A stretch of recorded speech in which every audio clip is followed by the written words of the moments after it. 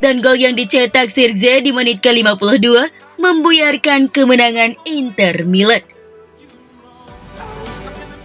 Dalam sesi wawancara dengan Inter TV usai pertandingan, Inzaghi meluapkan kekecewaannya atas kegagalan timnya meraih 3 poin dalam pertandingan di mana mereka sempat unggul 2-0. Ada banyak kepahitan di pihak saya dan para pemain, kata Inzaghi. Karena kami memainkan pertandingan yang harus kami menangkan, tapi kemudian kami harus membayar untuk 2 momen di mana kami kehilangan konsentrasi. Dalam 2 pertandingan terakhir di kandang melawan Sassuolo dan Bologna, kami menginginkan hasil yang berbeda. Kami perlu mempertahankan konsentrasi dengan lebih baik lagi. Dengan hasil ini, Inter harus merelakan posisi puncak mereka kepada AC Milan yang berhasil membawa 3 poin dari kandang Genoa.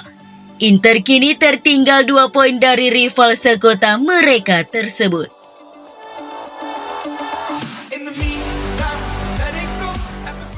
Kapten Nerazzurri Lautaro Martinez mencetak golnya yang ke-10 di Serie A dan ke-11 di semua kompetisi untuk Inter saat melawan Bologna kemarin. Martinez mencetak gol dari jarak jauh dengan tendangan brilian yang menjadi gol kedua Inter pada laga tersebut. Meskipun upaya sang kapten tidak cukup untuk meraih 3 poin, Inter akhirnya bermain imbang 2-2. Namun dengan gol tersebut membuat Martinez mencatatkan jumlah gol 2 digit ketika bulan Oktober baru saja dimulai.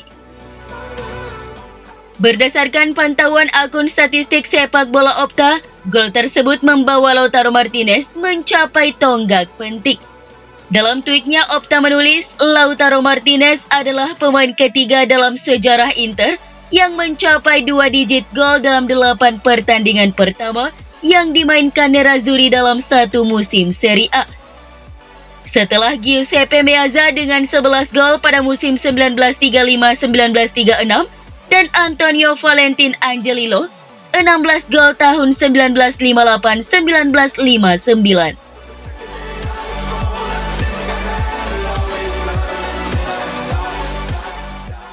Bek sayap Inter Milan Carlos Augusto menegaskan bahwa dirinya menerima setiap kebijakan rotasi yang dibuat pelatih Simone Inzaghi. Augusto sadar betul bahwa pelatih lebih mengetahui apa yang harus dilakukan guna menentukan starting 11 timnya di setiap pertandingan. Dia merasa selalu siap ketika waktunya bermain tiba dan tak merasa keberatan meski harus dicadangkan. Sejauh musim ini, Augusto sudah 2 kali tampil sebagai starter untuk Nerazzurri dan juga rutin tampil sebagai pemain pengganti. Di laga pekan ke-8 Serie A kemarin, Augusto masuk dari bangku cadangan menggantikan Di Marco. Dalam sesi wawancara dengan Sky Sport Italia setelah pertandingan, Augusto berkomentar tentang kebijakan rotasi skuad Nerazzurri. Pelatih tahu apa yang harus dia lakukan, ujar Augusto. Semua pemain harus siap ketika dipanggil, baik itu dari awal atau sebagai pemain pengganti. Jelas ketika Anda bermain lebih sedikit, lebih sulit untuk mendapatkan statistik besar.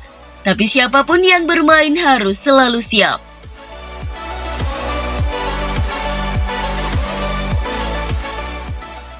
Inter dikabarkan sedang mempersiapkan tawaran perpanjangan kontrak untuk bek sayap mereka Federico Di Marco. Menurut La Gazzetta dello Sport, Nerazzurri hampir mencapai kesepakatan penuh dengan Di Marco.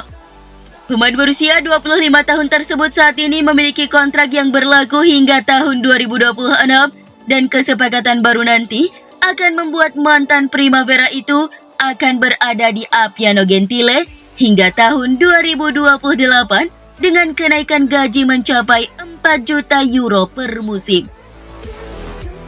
Di Marco adalah penggemar Inter sejak kecil yang selalu menghadiri pertandingan klub di Stadion Giuseppe Meazza. Hal ini, selain penampilannya yang terus meningkat, menjadikannya favorit penggemar di antara pendukung klub. Setelah naik pangkat dari tim muda klub, bek kiri ini menjalani beberapa masa pinjaman.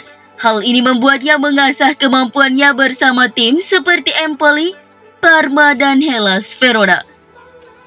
Menyusul penunjukan Simone Inzaghi pada tahun 2021, Di Marco akhirnya mendapatkan kesempatannya bersama tim utama Inter dan telah memanfaatkannya sebaik mungkin.